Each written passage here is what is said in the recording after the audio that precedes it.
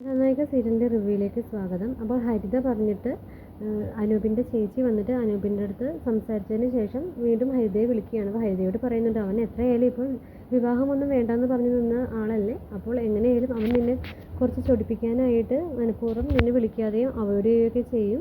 നീ അത് വലിയ കാര്യമാക്കിയൊന്നും എടുക്കണ്ട, ഇനി അധികം ദിവസമൊന്നും കാത്തിരിക്കണ്ടല്ലോ, അത് കഴിഞ്ഞാൽ നിങ്ങൾ ഒരുമിക്കാനുള്ളതല്ലേ. ഇന്നത്തെ കാലത്ത് ഇത്രയും നല്ലൊരു ചെറുപ്പക്കാരനെ മഷിയിട്ട് നോക്കിയാൽ പോലും കിട്ടില്ല, അത്രയ്ക്ക് നല്ല ആളാണ് എൻ്റെ അനിയൻ. പിന്നെ ഇതേപോലെ ഒരു പെണ്ണിൻ്റെ വലയിൽ കുടുങ്ങിപ്പോയി, അതാണ് ആ നാരായണി. എന്തായാലും അവളുടെ വിവാഹവും കഴിഞ്ഞ് എന്തായാലും നിനക്ക് അവളൊരു എതിരാളിയൊന്നുമല്ല, നീ അതോർത്ത് ടെൻഷൻ ആവണ്ട.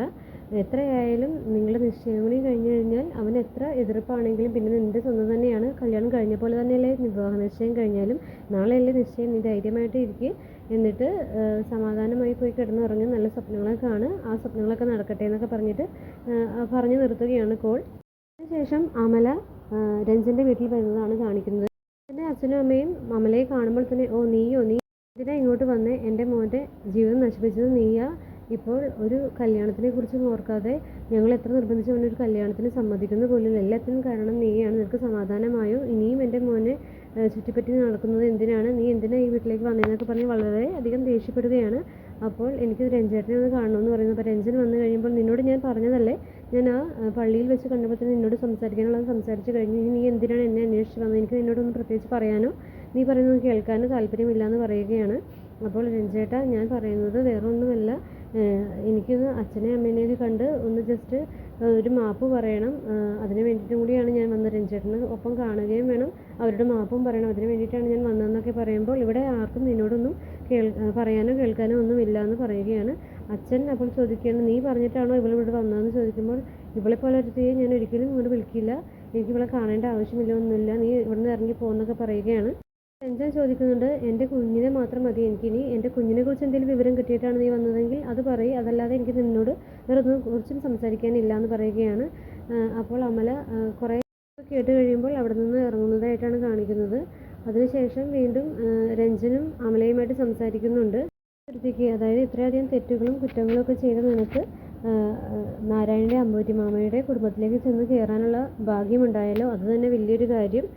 ഞാൻ ഓർക്കുകയായിരുന്നു നിനക്ക് അതിനുള്ള എന്ത് യോഗ്യതയാണ് ഉള്ളതെന്ന് എന്നൊക്കെ പറഞ്ഞിട്ട് രഞ്ജന സംസാരിക്കുമ്പോൾ അമല പറയുകയാണ്, എന്തൊക്കെയുണ്ടെന്ന് പറഞ്ഞിട്ട് എന്താ കാര്യം, ഒരു പെണ്ണിന് ഏറ്റവും അത്യാവശ്യമായിട്ട് വേണ്ടത് ഒരു സ്വഭാവമുള്ള, അവളെ ശരിക്കും മനസ്സിലാക്കുന്ന ഒരു ഭർത്താവിനെയാണെന്നൊക്കെ പറഞ്ഞു. അതിലും നീ മുൻപിലാണല്ലോ, നിനക്ക് അതും എല്ലാം തികഞ്ഞു കിട്ടിയിരിക്കുകയല്ലേ, ഒരു ബാങ്ക് ഉദ്യോഗസ്ഥനാണ്, സുന്ദരൻ സുമുഖൻ, നിന്നെ ഒരുപാട് സ്നേഹിക്കുന്ന ഒരാൾ, പിന്നെ നിനക്ക് എന്ത് വേണമെന്നൊക്കെ ചോദിക്കുമ്പോൾ മനസ്സിൽ പറയുന്നത്, എനിക്കിപ്പോൾ ആ സുന്ദരനെ സുമുഖനെ ഒന്നുമല്ല, എനിക്കിപ്പോൾ ഞാൻ കൂടുതൽ ആലോചിക്കുന്നതും തേടി വരാൻ താല്പര്യപ്പെടുന്നതും രഞ്ജേട്ടനെയാണ്, അത് രഞ്ജേട്ടൻ ഇനി എപ്പോഴെങ്കിലും മനസ്സിലാക്കും എന്നൊക്കെ മനസ്സിലോർക്കുന്നുണ്ട്.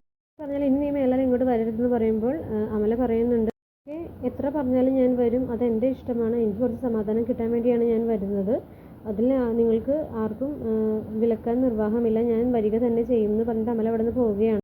ബാലഗോപാലനമാവനെയാണ് കാണിക്കുന്നത്. ഹോസ്പിറ്റലിൽ ഡോക്ടർ പറയുന്നുണ്ട്, തൽക്കാലം നിശ്ചയത്തിനായിട്ട് പോയിക്കോളൂ, അതിനുശേഷം വീണ്ടും ഇങ്ങോട്ട് തന്നെ വരണം, നല്ല റെസ്റ്റ് വേണം എന്നൊക്കെ പറയുകയാണ്. അതൊക്കെ ഞാൻ നോക്കിക്കോളാമെന്ന് അമ്മാവന് പറയുകയാണ്. എന്നിട്ട് അമ്മാവൻ അച്ഛനോട് പറയുന്നുണ്ട്, എനിക്ക് തൽക്കാലം പരിഹാരത്തിനായി എന്തെങ്കിലും ചെയ്യാനുണ്ടെങ്കിൽ എനിക്കൊന്ന് പറഞ്ഞതാ, ഒന്നും അറിയില്ലേ, എല്ലാം അറിയാവുന്ന ഒരാളാണല്ലോ എന്നൊക്കെ പറയുമ്പോൾ, എന്തൊക്കെ ചെയ്തിട്ടും ഒരു കാര്യമില്ല, ആത്മാക്കളെ പേടിച്ചിട്ട് നീ എവിടെ വരെ ഓടും, അതായത് നീ ചെയ്ത പാപങ്ങളുടെ ഫലം നീ അനുഭവിച്ചേ പറ്റുള്ളൂ എന്ന് തന്നെ പറയുകയാണ്. അപ്പോഴേക്കും നമ്മുടെ എൻ്റെ അമ്മയും കൂടി അവിടെ എത്തുന്നു. അപ്പോൾ ബാലഗോപാലൻ അമ്മാവൻ പറയുന്നുണ്ട്, ഞാൻ ഡോക്ടറോട് പറഞ്ഞിട്ടുണ്ട്, നാളെ എന്തായാലും ഞാൻ വരും, അതിനുള്ള അത് നേടിയിട്ടുണ്ടെന്നൊക്കെ പറയുമ്പോഴേക്കും അവിടെ നിന്ന് അവരുടെ അച്ഛൻ പറയുകയാണ്, ഇത്രയും കഷ്ടപ്പെട്ട് നീ അതിന് വേണ്ടിയിട്ട് പോകേണ്ട ആവശ്യമില്ല എന്ന് പറയുമ്പോൾ, എനിക്ക് കഷ്ടപ്പാടാണെന്ന് അതിന് ആരാ പറഞ്ഞതെന്ന് പറയുകയാണ് അമ്മാവൻ. ഞാൻ പറയുന്നു, ഈ നിശ്ചയം നടക്കാൻ ഭയങ്കര ബുദ്ധിമുട്ടാണ്, പല തടസ്സങ്ങളും ഇനിയും ഫേസ് ചെയ്യേണ്ടി വരും എന്നൊക്കെ പറയുമ്പോഴേക്കും ബാലഗോപാലൻ അമ്മാവനും അനൂപിൻ്റെ അമ്മയും കൂടി അത് കേട്ട് ഞെട്ടി നിൽക്കുന്നുണ്ട്.